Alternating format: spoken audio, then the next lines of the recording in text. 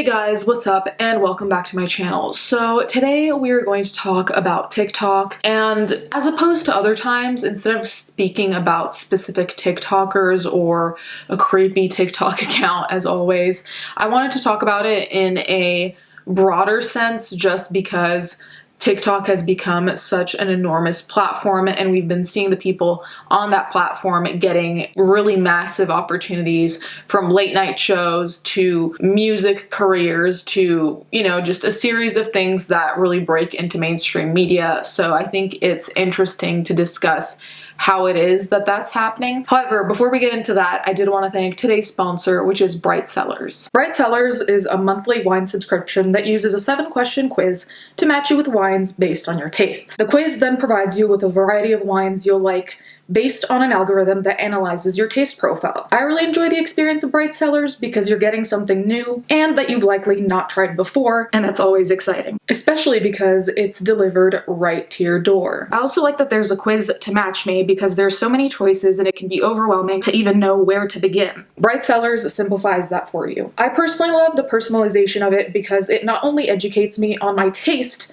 but I also get to learn about the wines themselves. My favorite one in the most recent box was a California Pinot Grigio named Dead Stars and Black Holes. I was paired with it due to the crisp fruitiness, which is something I always love. The cool thing is you also get to rate each wine, so the system gets to know you better and recommends even more of what you like. On top of that, there's the concierge service, where you can get a bottle replaced if you didn't like the one you received. Bright Cellars is giving our followers an exclusive 50% off their first 6-bottle box plus a bonus bottle. That's 7 bottles in total.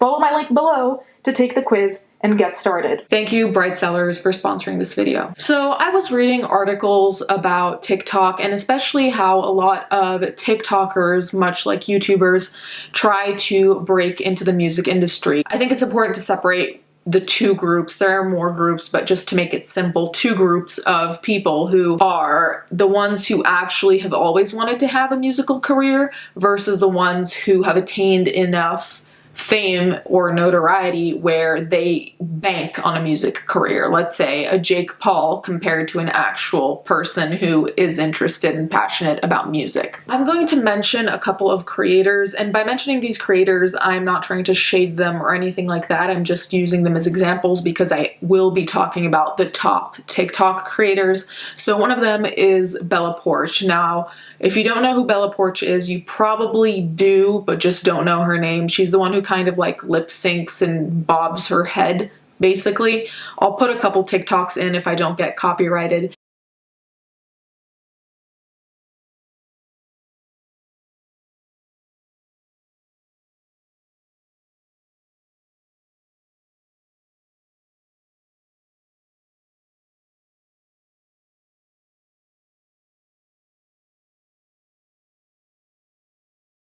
That is what she was known for making faces along with lyrics.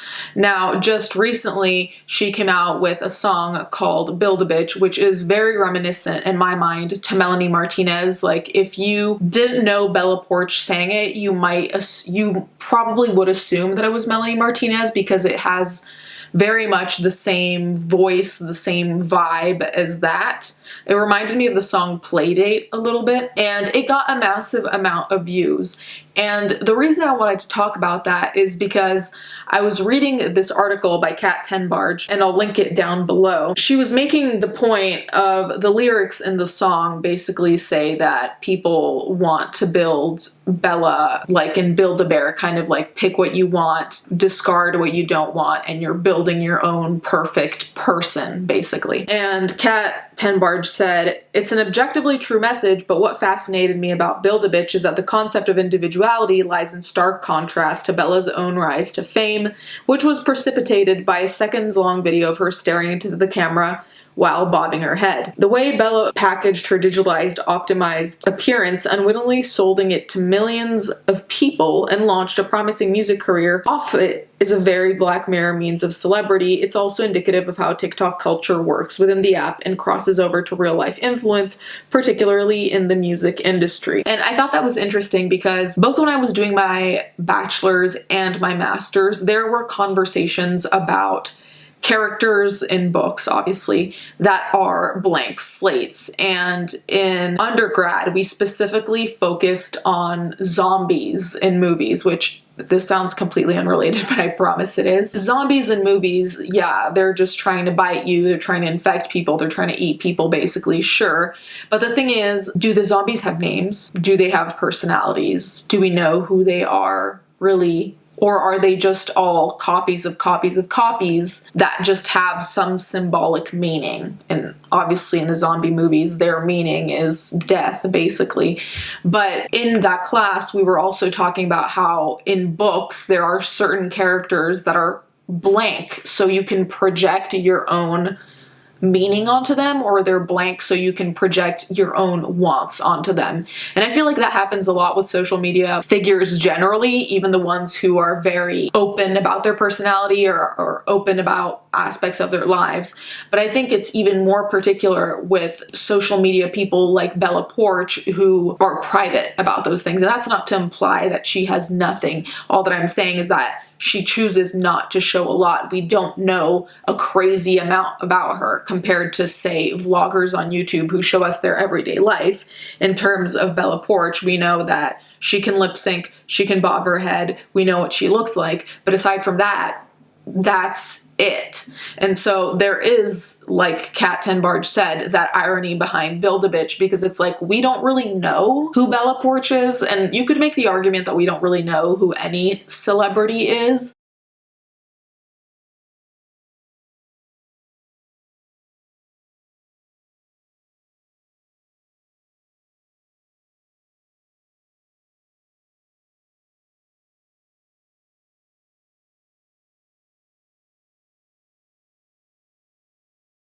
But there's a difference between showing basically nothing of your personality, your belief set, who you are as a person, so on and so forth, which I think is accurate with Bella Poarch, and it's also accurate with other celebrities. And that's not anything against them, because in reality, we're not owed to know everything or anything about their lives. They're allowed to share whatever they want to share. But I think it's interesting that a lot of the people who are at the top of TikTok are the ones who are basically anonymous while not being anonymous. So there's a name, sure, but aside from that, it's a blank slate for the public to project on. Then on the other hand, we have other creators like Charli D'Amelio. Now, again, this is no shade to Charli. I think it's actually usually smart to remain relatively private online, though I also think it's important to show some of your personality, or else, like I said, you're a blank slate.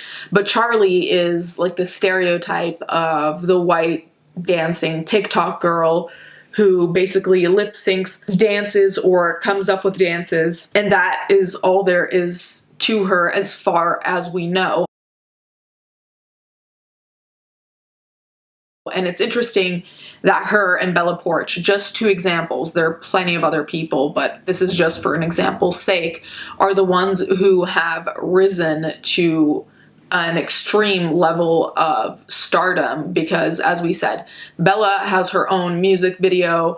The D'Amelio family now is going to have a reality TV show a la Keeping Up with the Kardashians. So there is something that is working behind that, and I find that very interesting, because in the past, at least I don't know about you guys, you can let me know in the comments down below.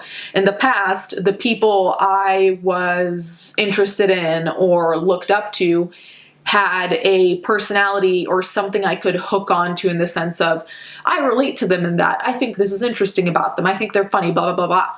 Here, we don't really have the opportunity, in my opinion, to hook on to much aside from appearance, because they are choosing to not show more than that. And like I said, they don't owe that. But I do think it's interesting that these celebrities are rising to this level of fame without really divulging too much. Now, obviously, once the reality TV show with the D'Amelio family comes out, then they'll probably be divulging more, though I don't even know then, because you can still be very shielded. Even though something's filmed in your house, that doesn't mean you're gonna admit anything that's actually significant. It can still all be very superficial. So maybe we'll see more personality there, but the people that are at the top right now are people I couldn't describe to anyone. So So, you know, like imagine this scenario. Someone does not have TikTok. So you explain to them what TikTok is, basically my parents. You explain what TikTok is, and then if someone was to ask you, okay, who is Bella Poarch?